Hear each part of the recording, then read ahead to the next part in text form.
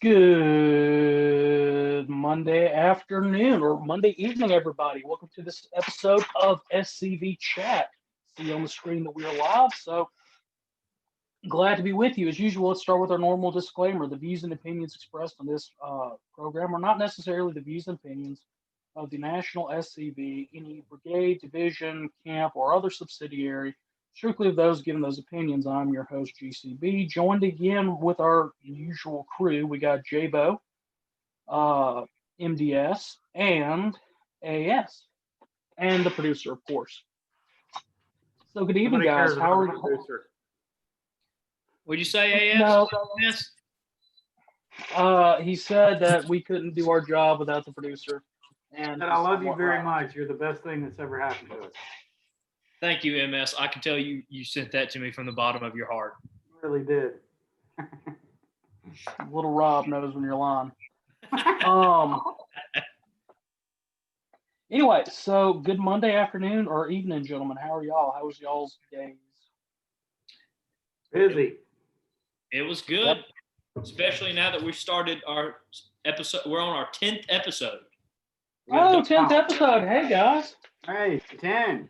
10 consecutive weeks of us putting ourselves on the internet. 10 down, 1.5 million to go. J-Bo did not look like he was thrilled about that. No, I'm happy. I'm happy. Bo's always. Well, J-Bo is awesome. this week we've got some good news about the future of this channel. We do have our YouTube page up now. I'm going to ask Mr. Producer to link that in the chat so that everybody can go and see it. The idea will be, our past episodes last about a week up here on Twitch. We download our episodes, we re-upload them. Our first episode re-upload was on the U.S. Constitution. It is now up and running and hitting several views. If you missed that episode, please go back and rewatch it. It was a great episode. Really dives into constitutional theory for the federal Constitution, as well as comparison and contrast. A very good comparison and contrast on the Confederate Constitution. I don't know if Trivia Night made it up there yet, but if it has, would be great. If not, we will be having Trivia Night again sometime in the near future. That's something that we're kind of diving around with, is maybe making that a weekly thing. Instead of just the one Monday night episode, we'll have our Monday academic night, and another night later on in the week as a let our hair down kind of trivia night. That's something that we're talking about amongst ourselves when we're off screen. So it's something to think about, something you ought to tune into and watch. Hopefully soon we'll have a Facebook page up where we can link different things on there, so y'all can follow us on that social media platform as well. What good news do we have from headquarters? It's always good news from headquarters. Well, I know that, but what specifically do we have this week? Well, I think what everybody's gearing up to is the Jefferson Davis Monument unveiling on October 10th. So if you're an SCV member in the area, be sure to come to SCV HQ at 2 p.m. on October 10th. We'll unveil the monument and you'll get a sneak peek of the Confederate Museum. That's great. And speaking of museum, that reminds me, we still have our giveaway going on. We'll announce relatively soon when we decide to actually host the drawing. But I'm going to ask the producer to please link the email in the chat as well below. All you have to do to enter the museum drawing is to send an email. I know we have at least one person who is entered into it, but we would like to have as many as possible. Send us your address and t-shirt size, and we've got some pretty nice things we're planning on giving away and sending, including a challenge coin, a t-shirt, a mug, a cup from the 2012 reunion, and some other nifty items dealing with the SCV Museum. So email in that information, and we'll put you on the drawing list. Of course, all the items that are inside of the giveaway, and there's a picture of President Davis's monument up at Elm Springs can be purchased on the SCB store, as well as this wonderful T-shirt I'm wearing. I don't know if you can see it or not. There's a T-shirt. It looks a lot better on Adam than it does on me. The logo items, including the glasses that AS drinks out of, logo flags, historically correct flags. We still have a lot of those in stock. Oh yeah. As well as books and anything and everything pretty much you can imagine about learning about the Southern history of the war between the states can be found at scv.org. If you want to help reclaim the narrative, you can join the Confederate Legion. Visit MakeDixieGreatAgain.org, .net, .com. I think it's all three. It'll direct you there. And there's also a way to join that membership through the store at Elm Springs. So that's my plugging of the merchandise. So Holly can be happy at me. Yeah, that's a good commercial. Yeah, I should do that. Really good. If you come to our event on October 2nd, there will be some special merchandise for the day. I know we'll have a special T-shirt made just for the Davis unveiling. So bring some cash with you, and we're gonna have a good day. You're gonna have those. You're gonna have those in sexy man size, big old sexy man size. Oh yeah, you know it. Okay. All right, make it sure. Make it I'll sure. make sure to bring some money when I come up. Yeah, you need to because you're riding with me, and gas ain't cheap. Listen, just drop him off on the corner, let him sit there with one of them signs for a little while. Nah, he'll get abducted. Yeah, I would. Speaking of any other news y'all can think of out of the Confederation, LTCIC, you got anything? Everybody's just getting ready for this event on October the 10th. That's going to be the start of good things.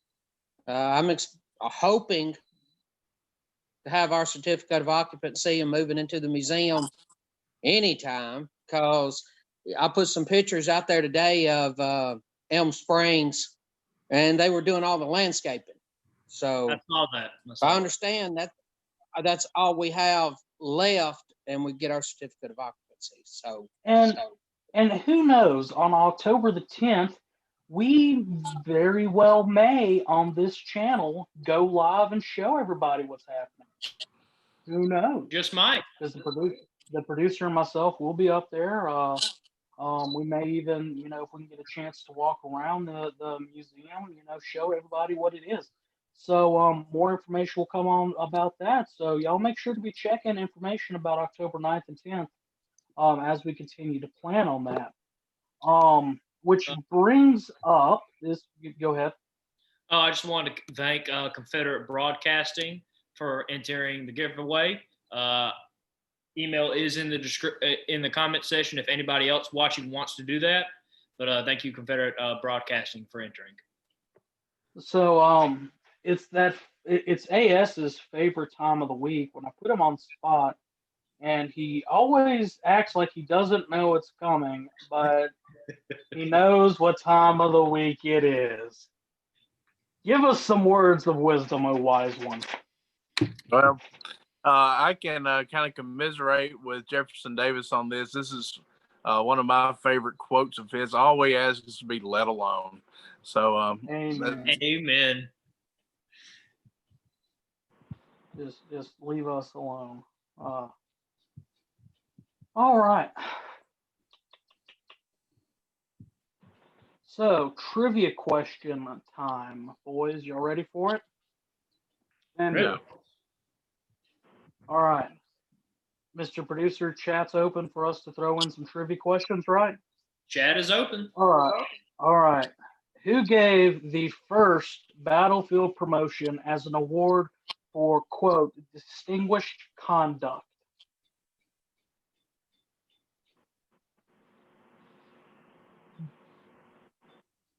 who received it or who gave it?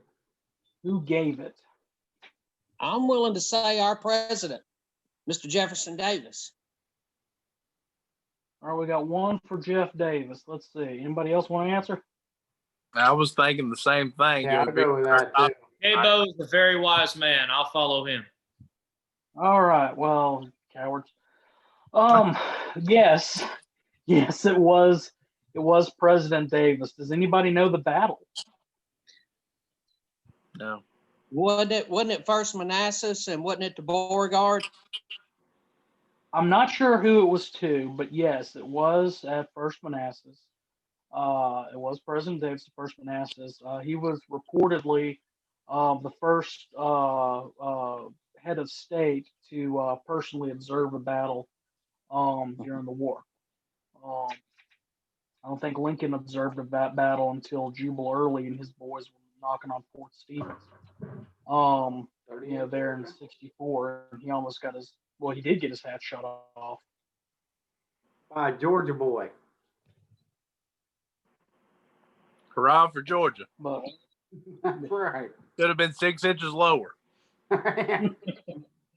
didn't lick his when- signpost. yeah, the wind kicked up a touch. That reminds me of the story about John Sedgwick. I think it was Sedgwick whose last words were, "Oh, why are you cowards hiding? They couldn't hit an elephant from this distance." Boom. Famous last Yeah. words of a fool. Yeah. That does sound like some famous last words, don't it? Oh, those were his famous last words. Seconds Yep. later, the mini ball entered his heart. And I feel like he that's were, how he were gone by the time he fell out the saddle. But anyway, so if you could not tell for the viewers, our topic this evening, I'm sure it's in the description, but if you couldn't tell from everything we're talking about and where our trivia question was coming from, we're talking about the man, the myth, the legend, the one and only president of the Confederacy, Jefferson Finis Davis. Great man, Mississippian, has a close place to my heart, not only as Mississippi Division Commander because we own his final home, but because he was a Mississippian and he did the best that he could with what resources and limited power that he had. Mhm. So I think, well, I've got a pretty good basic biography of him. I think the producer was doing some studying on his early life, and I'll let him talk, and anybody else who wants to talk, we can fill in the gaps there. I mean, when I've studied President Davis, it's been his war life, starting in about January of '61, all the way to his death. I really don't pay that much attention to his early life, and that's a mistake on my part for not studying that. I mean, I know he was a cabinet position and officer in the army and all that stuff, but I didn't really pay that much attention to it. So, Mr. Producer, why don't you tell us what you learned about El Presidente? I'll give us a quick summary of pre-war Jefferson Davis. He was born on June 3rd, 1808. He later did drop his middle name, Finis, in his lifetime. Sometimes he did put the middle initial in his signature. But pause real quickly. Do you know why his middle name was Finis? I do not. He was the last child. Mm-hmm. Your daddy said I was done. We ain't having no more.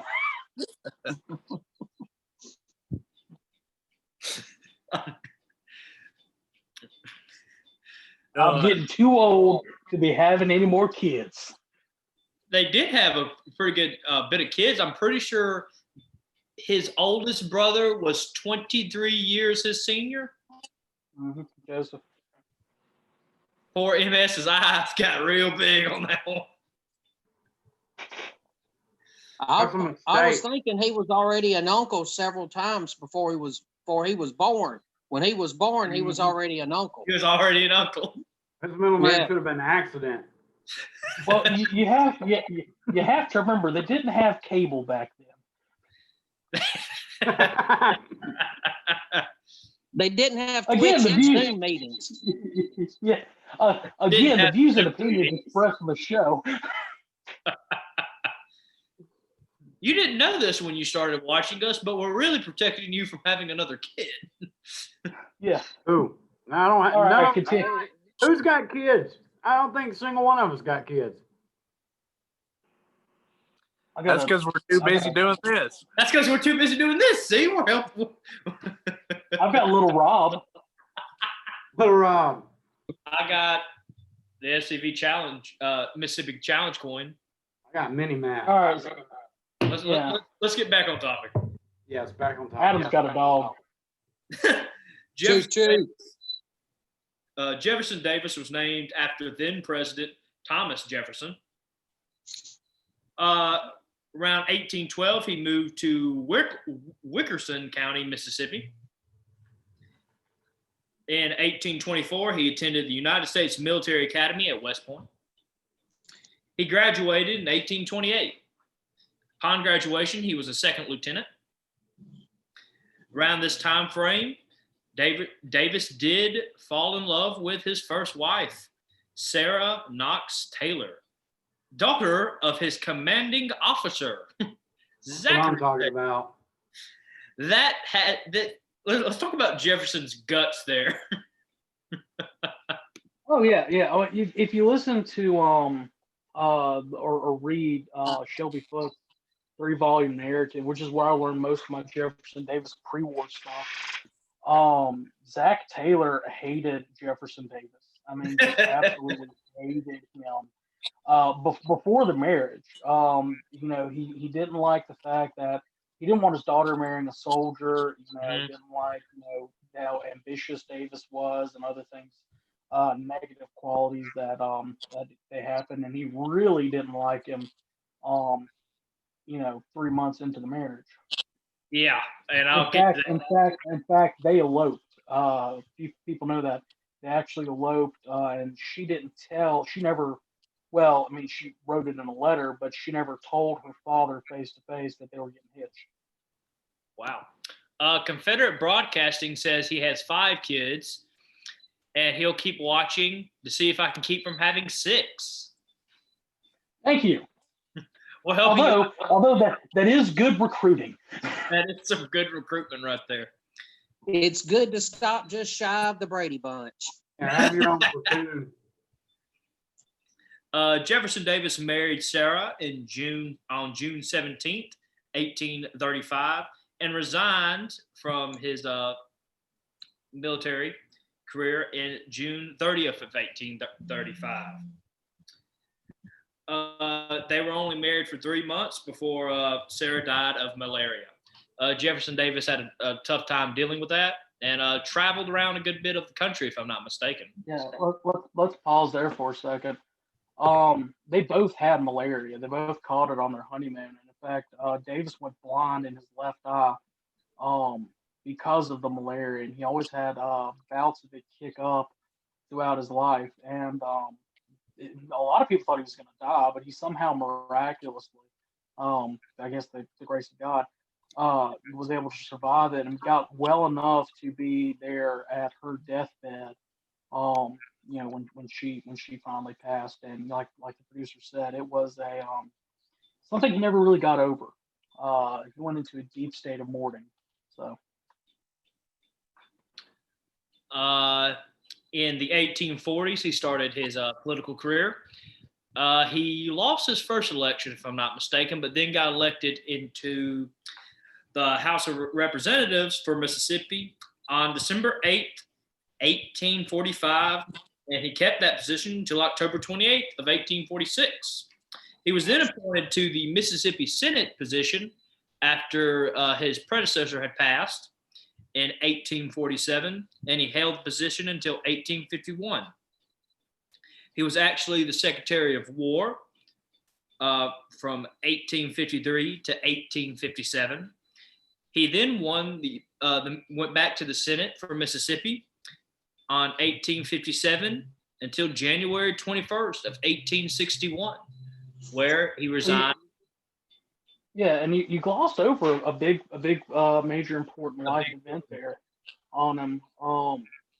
First of all, when he was a Whig, a lot of people don't realize that. They automatically think that he was always a Democrat. When he was first elected, he was a Whig, like so many other, the upper class Southerners, so to speak. The South was in a caste system. the upper caste, the planter class, most of them were Whigs. Judah Benjamin was a Whig. But at the same time, who else was a Whig? A born in Kentuckian who was a Whig. Lincoln. Lincoln. Yep. They were both Whigs. He originally had, and this is another, there's a lot of comparisons if you study them between Lincoln and President Davis. Both men were born in Kentucky. Both men fought in the Black Hawk War. Jefferson Davis was a lieutenant. It was after he graduated from West Point. And he actually was involved in the capture of Black Hawk, I think, or the treaty or something like that. Lincoln was just a militia officer. But his military career, he resigned, because he didn't want to catch crap from his higher up father-in-law. But when the war with Mexico came, the Aztec War, the Spanish or the Mexican-American War happened, Jeff left the Senate and came back home and raised a regiment, the 1st Mississippi Rifles.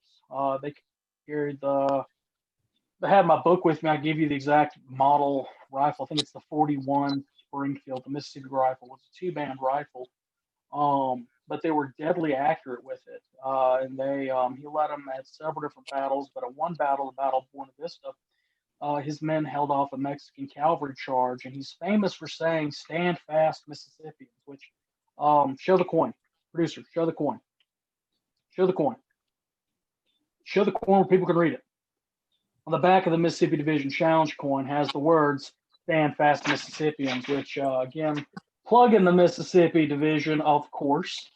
But those are our motto. That is our unofficial motto.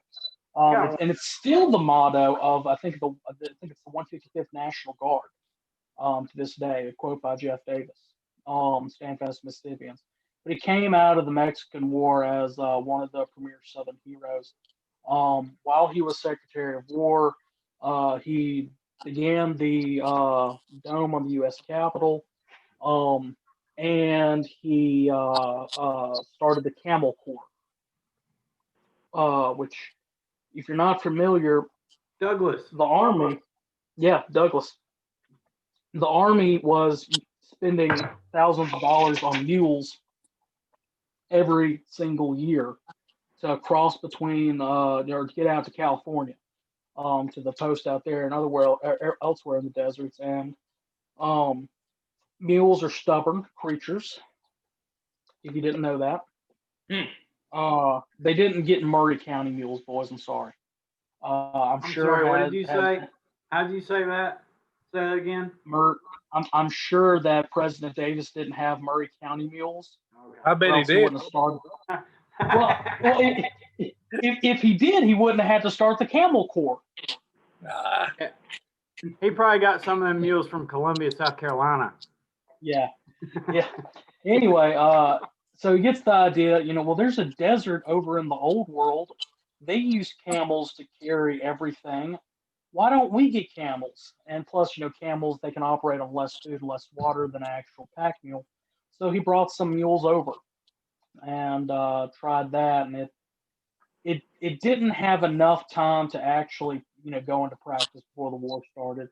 One of the camels made it back home to Mississippi, somehow became a mascot of a unit, the 43rd Mississippi Infantry, carried the band's equipment, and I don't know if you've ever noticed, camels and horses don't get along. Camels stink, and they make an awful braying sound, and it would scare the other horses. So the the camel was, while everybody loved it and made them unique, it wasn't exactly the most premier thing. And during the siege at Vicksburg, old Douglas the camel gets shot, and Yankee sharpshooter picked him out and shot him. And there's some discrepancy in what happened with the camel's body. The boys in the 43rd said that they buried him. The Federals say they found camel bones, picked clean by knives.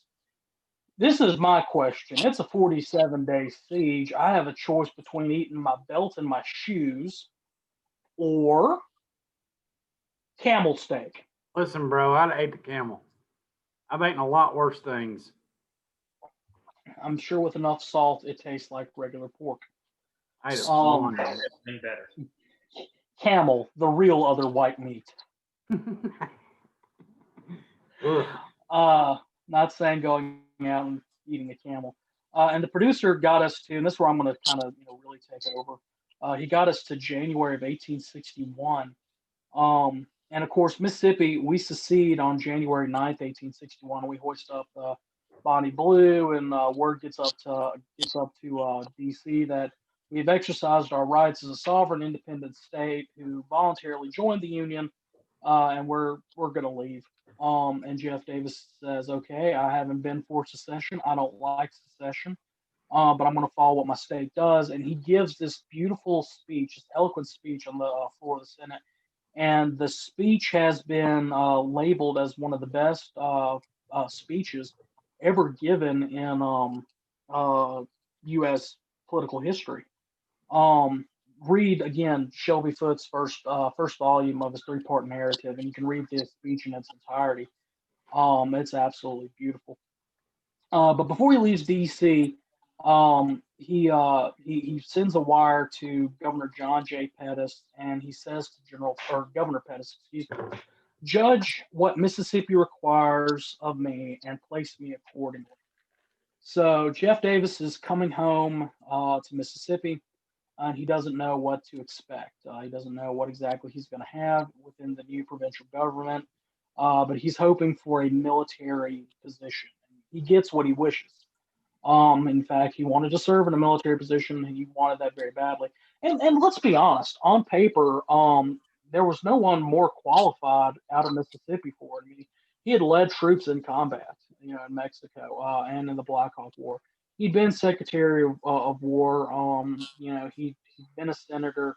I mean, he knew the tactics. Excuse me, COVID. And everything like that.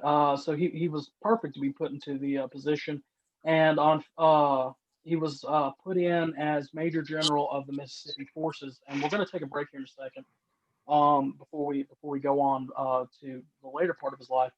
But do any of y'all realize why he only made it to Major General of Mississippi Forces? Before U.S. Grant, who was the only Lieutenant General in American history? Oh, God almighty, I drew a blank. He got killed at Shiloh. No. Oh, George Washington. George Washington. They did not want to overstep that tradition that just goes back to how the Confederates envied the founding fathers and envied that colonial generation. And they didn't want to, even though he's overall commander of Mississippi forces, same thing that Robert E. Lee had later on for Virginia, but overall commander of Mississippi forces, they didn't want to overstep the Washingtonian examples set by the previous Union. But this is a perfect time for us to take a short commercial break. We mentioned earlier MakeDixieGreatAgain.com, .net, .org. On there, you can find several wonderful informational articles, as well as radio ads and a couple of TV ads that we're trying to spread around the United States to get people to learn more about the SCV. We've got a 4-minute one that we're going to play here in the next couple of minutes, waiting on the producer to get it all pulled up. You'll see one crappy actor in there. And this is our first time testing this out, so you'll see one crappy actor in a green shirt. You'll see this really, he's a really handsome gentleman in a SCV logo shirt. And some other faces you may recognize within this video. So we're gonna take a short break and let the video play out. And be right back with Jefferson Davis from 1861 to the end of his life. So, Mr. Producer, share that video.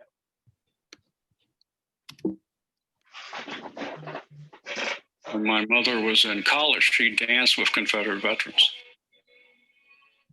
To me, it wasn't that far away. My father knew this. My mother knew this. Almost.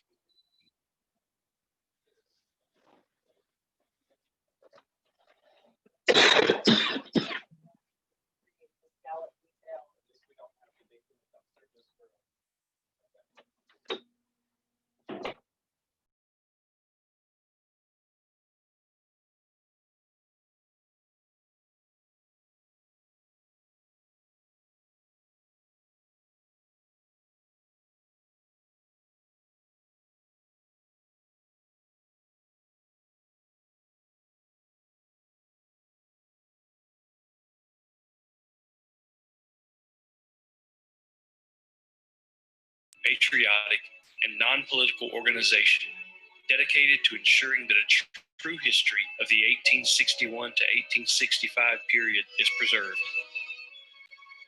Membership in the SCV is open to all male descendants of any veteran who served honorably in the Confederate Armed Forces. It is my birthright. My ancestors fought and bled and died. Because of their sacrifice, it gives me not only the eligibility to join, but it's my duty to join the organization. Their blood flows through my veins. Their struggles and triumphs are what made my family what it was, and in a sense made me who I am today. We're to defend the Confederate soldier's good name, that he fought for a noble cause, that he fought for his home, his wife, his children, and his descendants. We're to guard his history, which to me, it's the monuments, it's the headstones, as well as the actual written history of what happened during that war. The citizen soldiers who fought for the Confederacy personified the best qualities of America. The preservation of liberty and freedom was the motivating factor in the South's decision to fight the Second American Revolution. The tenacity with which the Confederate soldiers fought underscored their belief in the rights guaranteed by the Constitution. These attributes are the underpinning of our democratic society and represent the foundation on which this nation was built. Today, the Sons of Confederate Veterans is preserving the history and legacy of these heroes, so future generations can understand the motives that gave life to the Southern cause. We need to draw the line in the sand right now. These are our Confederate monuments. These are our Southern heroes, and you're not going to take them down. Right now, if we do not protect our heritage and present it as it truly was, it's going to be lost forever. The memory and reputation of the Confederate soldier, as well as the motives for his suffering and sacrifice, are being purposely distorted in an attempt to alter history. And unless the descendants of Southern soldiers resist those efforts, a unique part of our nation's cultural heritage will cease to exist.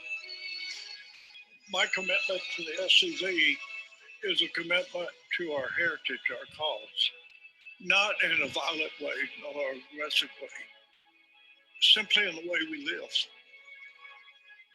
Live what you believe. But in your defense, know in what you're defending and defend it truthfully. If you were interested in perpetuating the ideals that motivated your Confederate ancestor, the SCV needs you.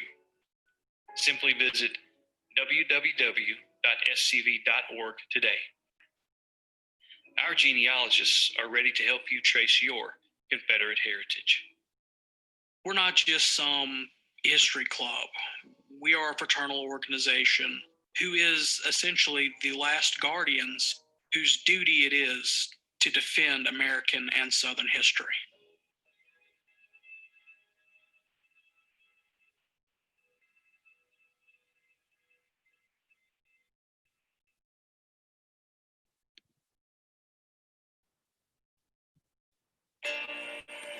I got involved in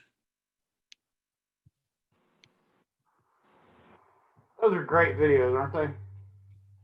Yes, they really are. We lost GCB during that. I'm getting him back in now.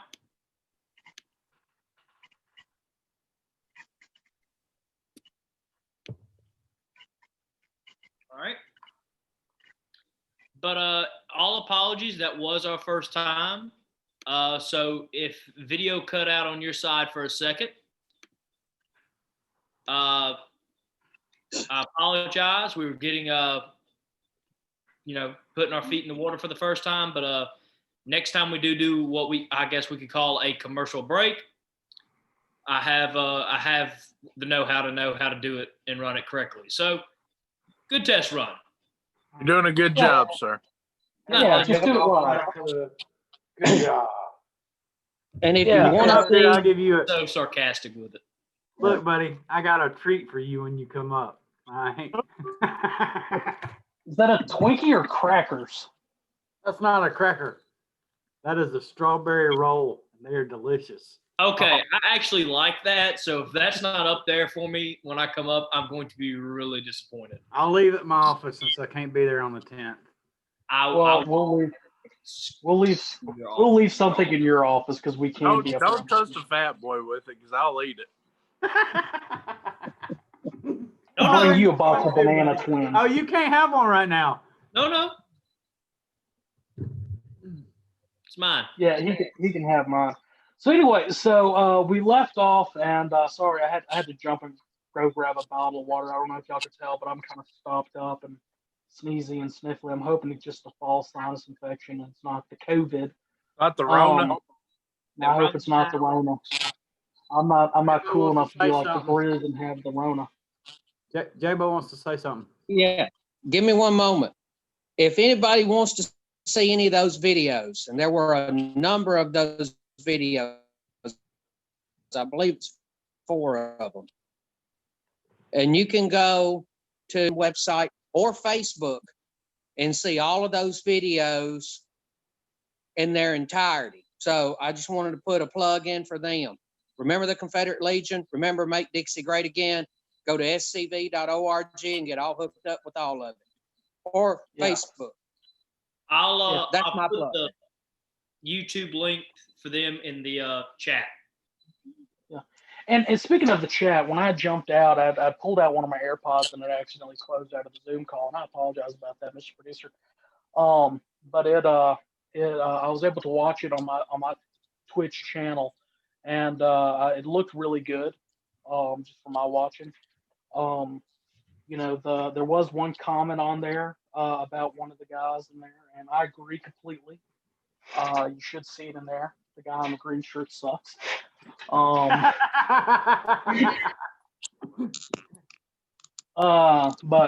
anyway, so back to Marsh Jeff. So anyway, President Davis returned. He leaves from D.C. and he goes back to his home Briarfield in Warren County, Mississippi, south of Vicksburg. I would like to point out the fact that yes, Jefferson Davis was a slave owner. Not going to hide, that fact.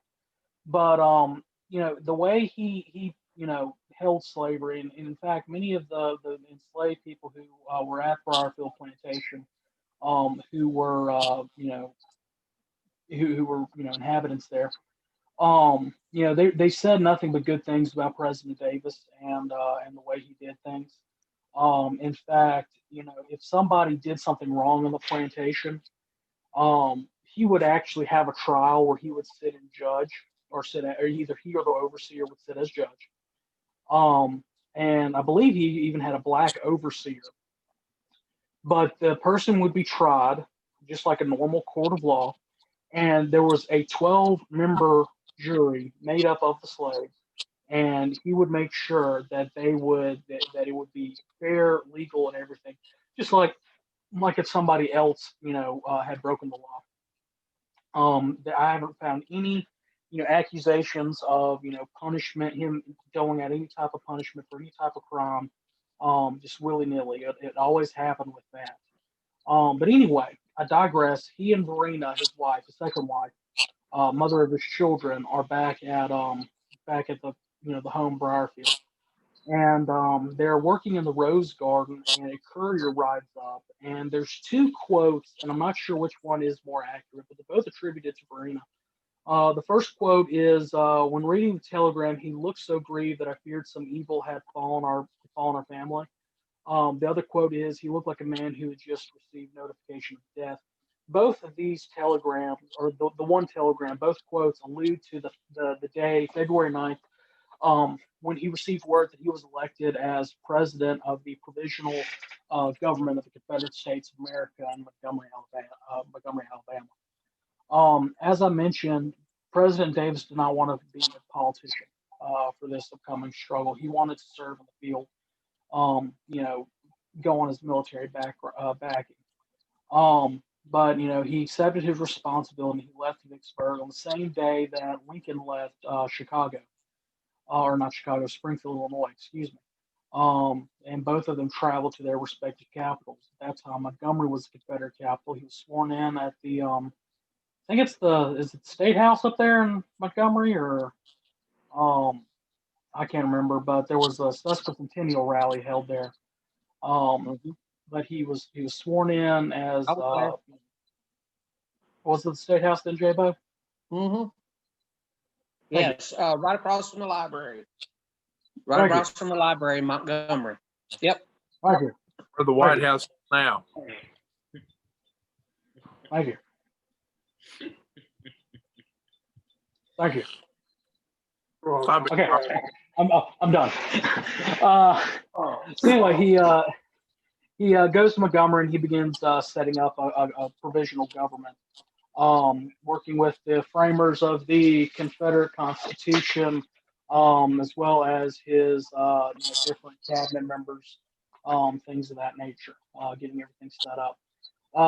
So really, at this point, Lincoln hasn't been inaugurated yet, and Davis is he's trying to work with the Buchanan administration, who's just, hey, not my job anymore. I'm on the way out. It's the next guy's problem. I don't see anything wrong with what y'all did. If I did, I would have sent people down there.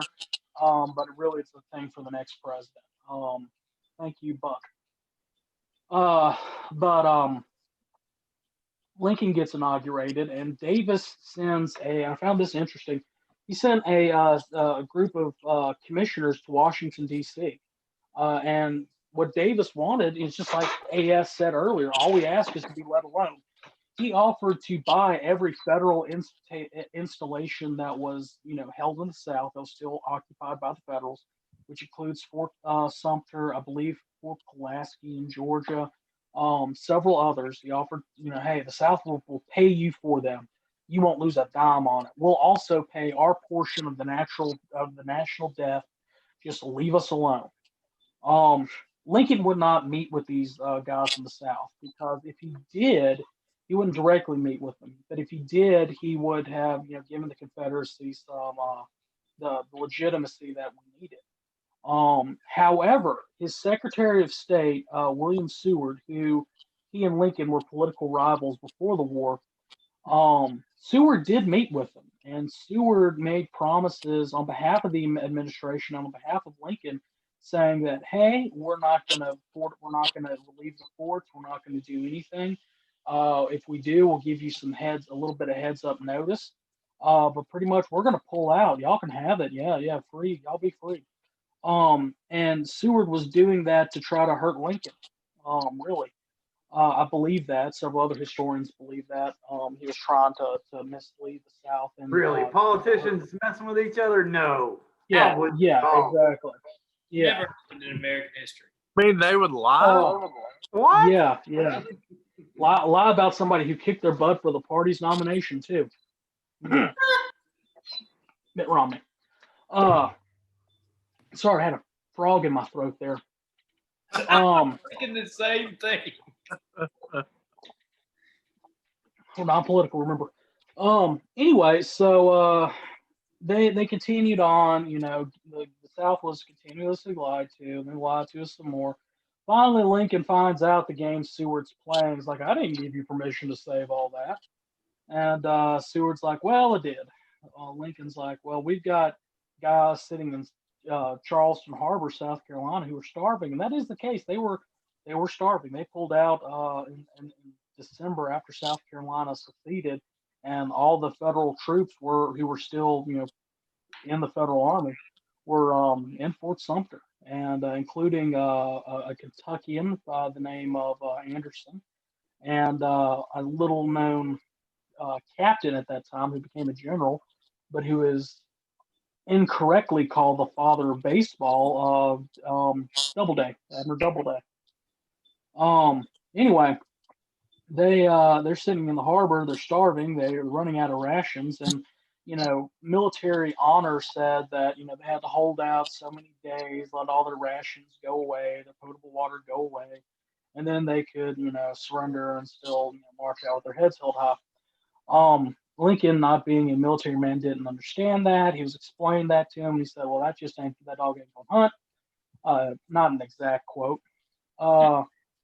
Anyway, he dispatches a federal flotilla down to resupply the fort, and he lets Thomas Pinckney of South Carolina know that, hey, I'm about to resupply Fort Sumter.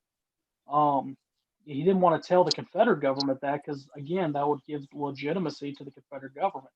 Well, South Carolina, being part of the new Confederacy, tells Montgomery, who has just sent over this little Creole, who did not get along with Davis after this part of the war, the beginning year of the war. Beauregard, he tells Beauregard, listen, you give them 24 hours, and if they don't surrender, shell them. Well, Beauregard pretty much tells them that you got to surrender by 4:30 on the morning, or we're going to start shooting. And Mary Chestnut, the diarist, writes in her diary that she heard 4 St. Michael's church bells and sprung out of her bed, prostrate, and hit her knees, and heard the cannons go off. And the people of South Carolina or Charleston, they went out and they watched it. Anderson surrenders, and boy howdy, we got a war. Well, Lincoln calls up for 75,000 volunteers. Of course, glossing over this. The other Confederate states, or what would become Confederate states, Tennessee, North Carolina, Arkansas, and Virginia, say, we ain't going to play that. They secede from the Union. Virginia being the birthplace of, I think, 7 U.S. presidents at that time, being right there beside D.C., being the birthplace of America in the South, so to speak. Davis moves the Confederate government up to Virginia. He gets a man on his staff as his military advisor. We've talked about this man before, and I've got a mini statue of him. Little Rob. Robert E. Lee serves as his military advisor until 1862, when Joe Johnston is wounded at the during the 7 Days campaign. Now, pause for a second. Lee and Davis, who, while working together, did not get along with Joe Johnston at all. Very few people did get along with Joe Johnston at all. Anyway, Davis would say, hey, I need you to do this and keep me updated on your plans. And Johnston would say, hey, we're retreating and I'm not going to keep you updated on my plans. Back and forth until finally Johnston's wounded and he's able to say, hey, Lee, go take command. And things begin to look up for the Army of Northern Virginia at that point. Well, in the late part of 1862, Davis goes on a tour of the Western Confederacy and other areas of the Confederacy, and he realizes that the South needs to start being military, or we need to fight a defensive war. And Lee somewhat, mostly agrees to that. I'm going to pause at this point and say Davis didn't, and reiterate, Davis did not want to be Confederate president. He wanted to be general in chief of the Confederacy. He wanted, he liked the commander in chief's role better than he liked, the actual political, ins and outs of it. And I think Ronald Reagan said, put into words what Davis did is, you don't have to be the smartest man in the room, but you need to be surrounded by the smartest men in the room. And that's what Davis tried to do, with the exception of his vice president, who stayed most of his time in Georgia. But I mean, while crafting, he was mainly worried about the military front. He let Judah P. Benjamin, his Secretary of State, really worry on foreign affairs. And to the point where in 1862, I think he was he was a member of Parliament. I can't remember if he was, I think it was in the House of Commons, but I can't remember if he was whatever of the Checker or what. But he wrote in the London Times saying that, the Confederacy has built an army and they built a government. They've also built a navy. We talk about how impressed he was with the work that Davis and his cabinet had done and were able to do. But Davis focused on military matters and tried to micromanage to a slight extent, the same way Lincoln did in the beginning part of the war before he moved Grant east. But whereas Lincoln had the manpower to do that, Davis didn't. He didn't have, the umpteen million cannons that were continuously being turned out, the rifles that were being turned out. He was in a country that was, built on states' rights. He didn't have the power of the central, the little bit of power of the central government wasn't really, that well enforced at that time. I mean, for example, um, Joe Brown in Georgia had hundreds of troops, thousands of troops that he kept in Georgia that he didn't send up north, that they were there for the common defense of Georgia, which they needed in 1864 when Sherman was marching through. But what would have happened if he would have sent them earlier? North Carolina had supplies and supplies and supplies that could have been given to the Army of Northern Virginia there at the end of the war that they were holding back strictly for North Carolina troops. If Davis could have used those supply networks, then there's no telling what would have happened, with the war. But things continue going on. In 1864, Davis's family suffers a personal tragedy. His son, Joseph Evan Davis, falls 15 feet out of the portico or the balcony onto the ground at the Confederate White House, fractures his skull, and dies about an hour later and is buried up in Richmond. Interesting story, in 1866, the children, not the adults, the children of Richmond who had played with him and had known him, raised $44, which this is during Reconstruction times, and $44 is a lot of money to buy him his own headstone in Richmond. That's how much they thought of him. And in fact, Hollywood Cemetery offered to give the family an entire plot in the late 1800s, upkeep the grave and move, Joseph to what's now Davis Circle, up there at Hollywood. But I digress. Also during this time, even though he lost a child, he in a sense gained one, and it's an unknown or relatively untold story, is the story of Jim Limber. Verena, it said, his wife, is going through the market one day, and he sees, or she sees a mulatto boy, a black child, an enslaved child, being treated badly by her master, or by his master, and Verena's not going to have any of it. She takes the boy, she has him arrested for the maltreatment, and adopts the child into the Davis family. And if you go to Beauvoir to this day, Jefferson Davis's last home, owned and operated by the Mississippi Division Sons of Confederate Veterans, you'll see a monument that has Jefferson Davis in the center and Joseph at one side and Jim on the other side. And Jim was a valuable, loyal member of the family, raised just like one of the Davis children. Anyway, but 1865 rolls around and the war is coming to an end. Jefferson Davis, I believe it's I think it's the week before Palm Sunday. I think Robert E. Lee surrendered on Palm Sunday. Yeah, he surrendered on Palm Sunday, and Lincoln was killed on Good Friday. So it's roughly a week before the surrender, and Jefferson Davis is at I think it's at Christ Episcopal Church in Richmond, the big main Episcopal church that everybody in Richmond went to, and he hears gets the letter from Robert E. Lee, and he Robert E. Lee saying that he's having to abandon Petersburg. We need to evacuate the capital. I'll try to buy as much time as possible. And he pretty much, all the blood leaves his face. He and the cabinet get together and they begin heading south. They're trying to get further south, out away from the federal armies. They make it to Danville, Virginia, and they set up their last, the Confederate capital there. Had their last cabinet meeting. They continue to retreat south. They get into the Carolinas. They meet with Joe Johnston. They eventually make it into the Georgia, Florida area.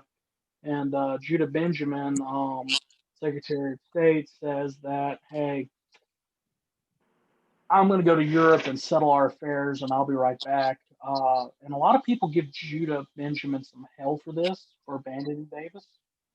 But Benjamin, A, he needed to do his job as Secretary of State, and B, and the media, the federal media, of course, this is after Lincoln's assassination, when they're calling for Jeff Davis's head on a pike. They're also calling for Benjamin's head on the pike because Benjamin quasi ran the Confederate Secret Service that burnt down New York. Excuse me, muted myself. New York, St. Albans, Vermont, and other places. So Benjamin leaves. And anyway, a couple days later, President Davis is captured by a group of federal cavalry from Indiana, I think, one of those Yankee I states. Michigan, wasn't It's Michigan, yeah. Michigan. Okay. Michigan, Indiana. One of them Yankee same states. difference. One of them Yankee states, some boys in blue. But what I found interesting in Verena's diary, she says that Jim Limber fought like he was a tiger to try to, to protect Mrs. Davis and President Davis. That much loyalty for him. And those Yankee troops actually yanked Jim Limber away from the family and separated them. And Jim Limber, he disappears from history at that point. There's no telling what happens because the boy, he's 6 years old at the max at this point. He can't take care of himself.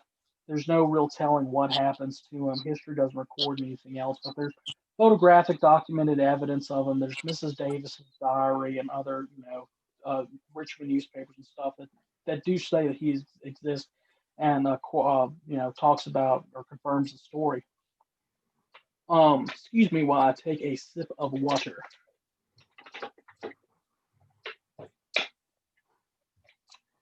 And that's pretty much Jefferson Davis during the war. And this is where we get to the really interesting part is his post-war life.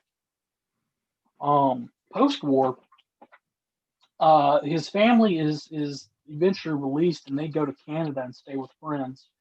Of course, there were some members of the Confederate Congress and from the Confederate Cabinet that settled in Canada as well. Case in point is Jacob Thompson, who was, I think, the last Secretary of the Treasury. Settled in Canada for a time, I believe, and he was a Mississippian. Go to Oxford, and visit Roanoke, William Faulkner's last home. You'll see across the street is Jacob Thompson's home. But I digress. He's staying up. They're staying up there with family. Jefferson Davis is held in Fortress Monroe in Virginia for 2 years on the charge of treason. And the federal government, they don't charge them as part of Lincoln's conspiracy, just treason. And the the federal government doesn't know what to do with them. On the one hand, if they take him to trial, essentially, not just Jefferson Davis is going to be on trial, but the entire federal government's going to be on trial. There's no telling, what's going to come out of this. And weirdly enough, several prominent people in the North began writing letters on appeal for Jefferson Davis to get him out. Horace Greeley is one. He's the Vanderbilt. Vanderbilt was another one. What I found very interesting when it looked was going to go to trial, Thaddeus Stevens, the most anti-Southern Yankee of them all, volunteered to be Jefferson Davis's lawyer, his defense attorney. Well, Jefferson Davis he wanted to go to trial because he knew what was going to happen. Right.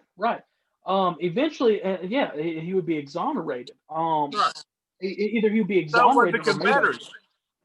Yeah. So with the Confederacy, worst case scenario, he would be a martyr then for the cause. Right. Which to let history judge him, which history should judge him and judge him through the eyes of equality, not the way that it's being done now. Digressing again, though, back to the point.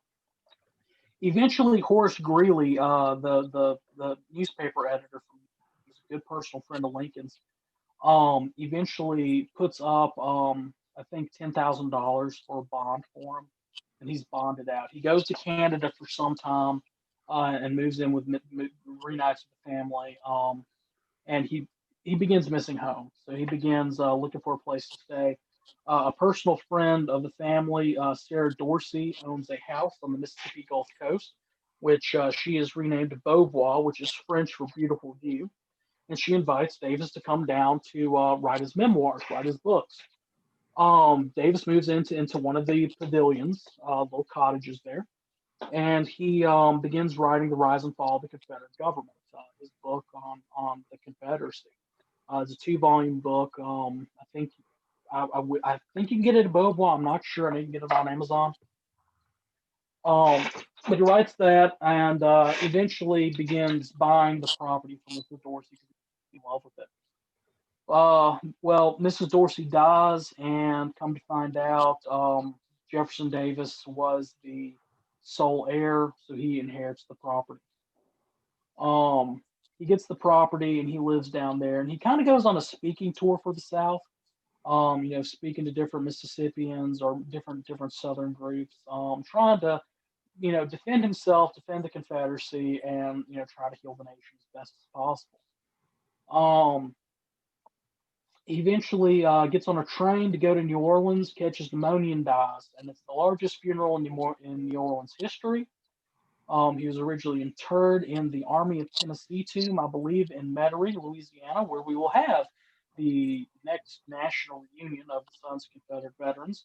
So if you are a member of the SCV, thinking about becoming a member of the SCV, please join so you can attend the national reunion and have a lot of fun. You'll be able to see that as well as some other sites in the area. Anyway, Davis passes away, and you think that's the end of the story, but he's eventually disinterred, and after Brina dies, and reinterred in Virginia with his son. Beauvoir becomes a Confederate Veterans Home, and eventually is now the Jefferson Davis Confederate Soldier Shrine and Presidential Library. Hey, listen, I just want to go on record that after I die, don't let nobody dig me up. All right? Let me be where I'm at. You're It's getting done. ridiculous. I Lord. was just going to make sure you got donated to science. No, that's not going to happen. No, I'm not going to the UT Body Farm. As long as Dr. I'm Bass would love to have there. That's my biggest fear, is being one of those cadavers on that body farm. Well, they keep underneath the stadium. So. That's what I heard. Oh, man. Long as I'm in Mississippi, I don't care. Yeah. Although speaking of death and Beauvoir and Jeff Davis, for a nominal fee, you can be cremated and have your ashes shot out of a cannon over Beauvoir, the last home of Jefferson Davis. Oh, I got that already planned out. I'm gonna be shot out over Lookout Mountain so I can be over Georgia and Tennessee. If some of my ashes make it to Florida, I'm gonna be really mad. So what you're saying is, I need to steal about that much of Matt. I'm gonna haunt you if that happens, buddy. And go drop you off in St. Augustine. You want to end up in Polk County, right? Polk County, right back where I belong. Yeah. Good God, it took me 17 years to get out of that place. I want to go back. All my Polk County people, I'm sorry. Y'all know I'm just kidding, right? So I love growing up. Bet that you won't end up there, or well, there's probably some warrants for me there, so I should stay out of there. Hey, Mr. Sheriff. Here's Matt Singleton bringing you the don't mess bounty. with that sheriff down there. He'll shoot you. yeah.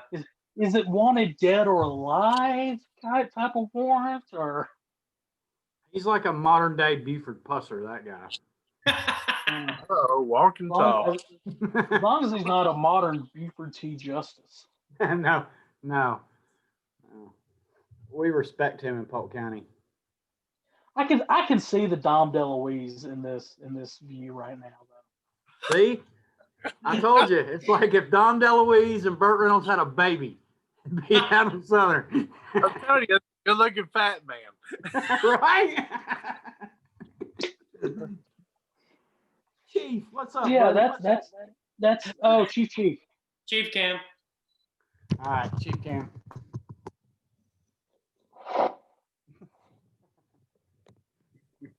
Excuse me for that. So that's pretty much Jeff Davis's life in a nutshell. One episode. He died as a man, like Robert E. Lee. He died as a man without a country.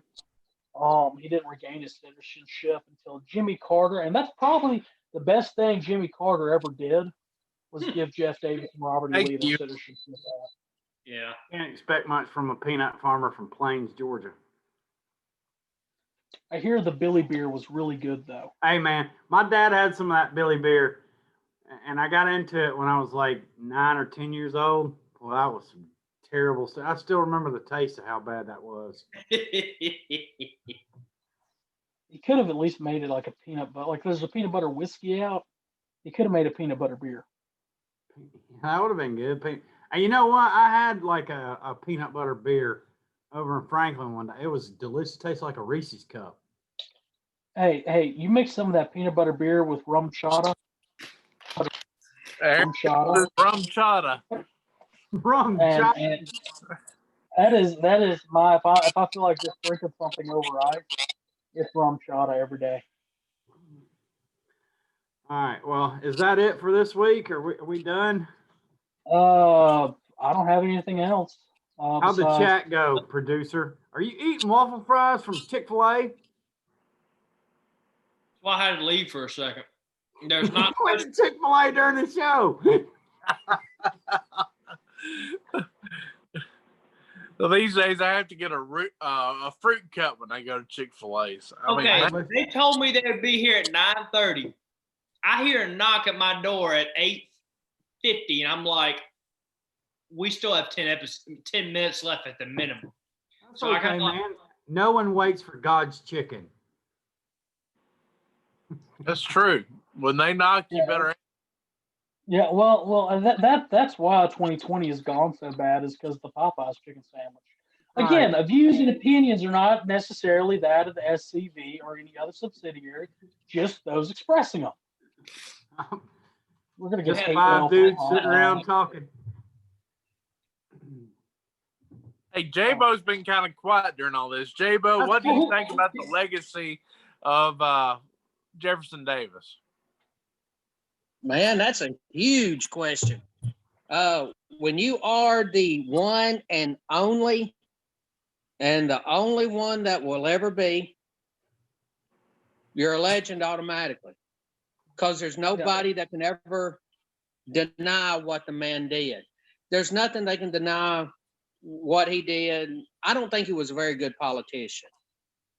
And I think that he was wise by not wanting to go into the politics, but to go back to being the military and actually serve with the men. I think he would have been very good at that. I think he would have been very good at going and raising companies and raising regiments and getting men and getting the men to do it. He did some things that were good as a president. His main problem is there was a lot of men that were underneath him that didn't like each other and spent their whole time fighting. And they made him look bad at times because they would not support each other. I mean, there were times they did not send men to help their fellow men.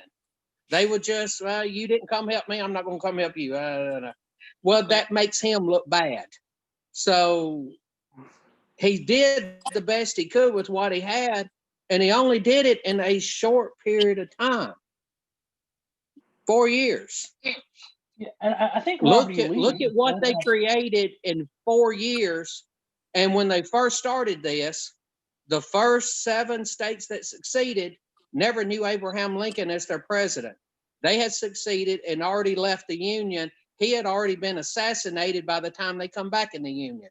So you're looking at less than 4 years from the election in 60 to the election again in 64. You're looking at 3 to 4 years, Jefferson Davis. They put a cabinet together. They raised an army.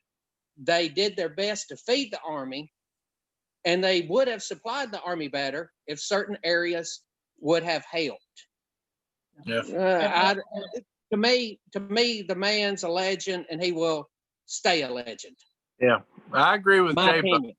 In my office, there's only one portrait that I'm putting up, and that's a portrait of Jefferson Davis.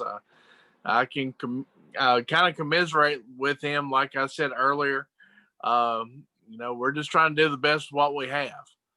Yes. And that's what he did. Yes. Yeah, and Robert E. Lee said something. If you watch that, I only watch it for the Shelby Foote parts, and I found on YouTube a couple years ago, but I can't find it now. Where somebody took Ken Burns' documentary and cut out everything in between except for Shelby Foote. I need to refine that, and if somebody else would do that, I would be greatly appreciated. But he talks about how Robert E. Lee even said that President Davis did the best that he could with what he had, Mm-hmm. and that he couldn't think of anybody who could have done a better job in the South. Well, he And was the quote- obviously a very good organizer Yeah. because he got all of the right people in the right places. He had military leaders that just would not get along with each other. If they had gotten along and worked together, we might have had a different result in some locations. That's Yeah, my opinion. Yeah, and the only criticism that I would have about him is his loyalty to his friends, i.e., Braxton Bragg. Loyal to a fault. Loyal to a fault. Yeah. Yeah. But you can't fault the man for being loyal to the people and trying to make it work. Jeff Davis's only problem was the fact that he had men that were underneath him that were generals that would not work together. He was not a very good politician, which I think is a good thing. Absolutely. Well, the current president is not a good politician. Not And you again, views and opinions that's just my opinion. I have an opinion. All politicians are slimy snakes and should be tarred and feathered. That's my opinion. There's a difference between a statesman and a politician. That is Yes. that is true. Yeah. Very few states. We don't have very many statesmen left anymore. No, we don't. Thomas Jefferson, who he was named after, was a statesman. Ben Franklin was a statesman. George Washington was a soldier who ended up becoming a president. That's what happened to Jefferson Davis. He was a soldier at heart that ended up becoming the president. Hey, the fact that he was not a good politician makes him more of a hero in my eyes because he did more with nothing. I agree with that. I agree with that statement. And to have been there the other day when they were bringing Jefferson Davis in and setting him up, knowing what that man did and what he went through, can you imagine what those 2 years when he was in the federal pen was like? Oh, yeah. Can you imagine the The first harassment 6 that man months he was took? shackled to his bed. I mean, yeah. They didn't give him anything to write with. They didn't talk to him. They only fed him once a day. From what I heard, they only fed him the minimum meal once or twice a day, and that was it.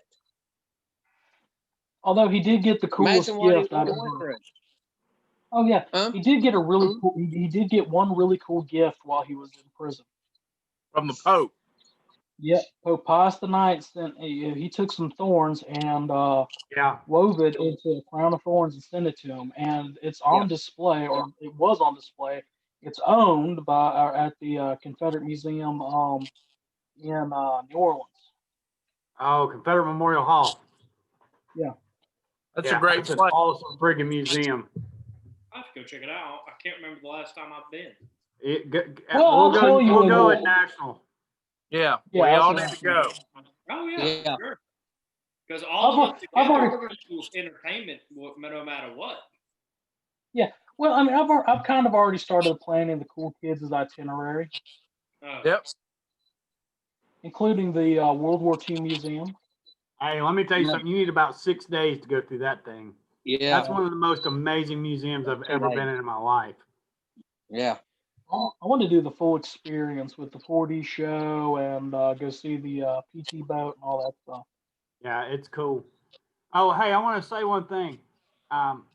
I've been a part of some pretty cool things in my life, invading Iraq, stuff like that, watching, Challenger blowing up. I watched that. But the other day when that Jefferson Davis statue was lowered into place at Elm Springs was one of the coolest moments of my life. being there Yeah. to see that, y'all keep tearing them down. We're gonna keep putting them back up. That's it. I mean, that's it right there. You I take swear down one, right. we're gonna put up two. That's right. And that's one thing I don't think that we've mentioned yet is that monument was the one in Memphis that was illegally Yeah. removed by the city or sold to green space and then moved after that. That's And right. the And all that SCV hard work and dedication that Camp 215 put in, you can't say enough good things about that camp, what they've done, and our lawyers in the SCV and what they've done. Absolutely. Yeah. But yeah, that is a monument that was taken down that is now back up and will remain back up as long as there's an SCV. We need more You're of gonna have those. to get through me if you want to take that thing down. I'm telling you now. Amen. Amen. You call me up there and I'll be there as soon as I can. You want to take that down, you better pack a lunch, buddy. Well, Harrison will bring Chick-fil-A. Well, fellas, I believe that about wraps it up, unless we got anything else. Come see us on the 10th. Yeah, and and for those that may not can make it on the 10th and would like to see Jeff Davis's final home, third weekend in October, which is the weekend after the 10th, there is the annual fall muster at Beauvoir. I'll be there. Yeah, I know. What was that I called you the other day in the text message? I think I called you Ethel Merman or something like that. I can't. You sure did. Yeah. I won't put what I said, what I put in there. Yeah, I think you called me a smart aleck. That's polite. Very polite. I cleaned it up a little bit. But I deserved it. But no, yeah. So if you're in the Gulf Coast area or the Mississippi area, come on down and visit us. It is a living history. There wasn't really a battle that was fought down there. So it's a made up battle. But I can go ahead. Spoiler alert: being Jeff Davis's last home. Guess which side wins both days? Yeah. But yeah, come on down and visit us there. You can see the Jim Limber statue. You could actually visit the tomb of the unknown Confederate soldier. You could see the house, several of his personal artifacts, including the coat he was captured in, the cenotaph, the thing that carried his casket for his first funeral in New Orleans, his death mask, several other great art items that were there. His personal desk, his lap desk that I've actually gotten to write on, and that the producer's very, very jealous that I got to write on it. I like to walk through the cemetery. I like to stroll through the cemetery and see all those Confederate soldiers. Yeah. There's several Confederate soldiers and widows that are buried down there. Yeah. It's very to stand out there amongst them and then to stand by the tomb. Before we go off, let me tell you all about the tomb of the unknown Confederate soldier. My last plug for Beauvoir, and then we'll wrap up. In the 1980s, Rick Fort, who was Mr. Beauvoir, or still is Mr. Beauvoir, he's an emeritus member of the board of directors now, winner of the Jeff Davis Chalice and the Robert E. Lee Award from the National Organization. Rick was metal detecting in out on a battlefield involved with the Vicksburg campaign, and he came across a ping. And he began digging, and he found a row of buttons and a cartridge box, another accoutrement, and bones. And he immediately called, the coroner's office, everything like that. And he they exhumed the remains and everything, and it proved from looking at the buttons that were on his coat, the cartridge box and everything that he had on him, and where this area was within the battlefield, that it was a Confederate soldier. Doing further testing on him, looking at his dental records or dental remains, he appeared to be between the ages of 17 and 24. So a young man, and anyway, he placed 40 years ago. He was buried at Beauvoir in a large, just like what's at Arlington National Cemetery, but a tomb made out of I can't remember if marble. A box tomb. It's a box tomb. So he and the National SCV at the time voted to make him the official unknown, representing the unknown Confederate soldiers out there, and going and visiting him is worth the trip and off alone. So, but yeah, that's pretty much it. So I think we're gonna wrap it up here. I'd be remiss if I didn't plug my camp. 2138 did an excellent job this weekend at their cemetery tour. We raised $1,270 in one night of work. Nice. Yeah. It was a good time. Thank you for doing that. Thank you for coming. I appreciate it. J-Bo, thank you for your help on that. Loved it, man. It was great being a tour guide. You Loved did an it. excellent job. Seeing J-Bo. All I did was walk around and hang out. Anyway, boys, my AirPods are about to die, so without further ado, just a reminder, every Monday you can find us. We are on YouTube, about to be on Facebook. October 10th, weekend after that, no Fumar in the elevator. And that's No Fumar in the elevator.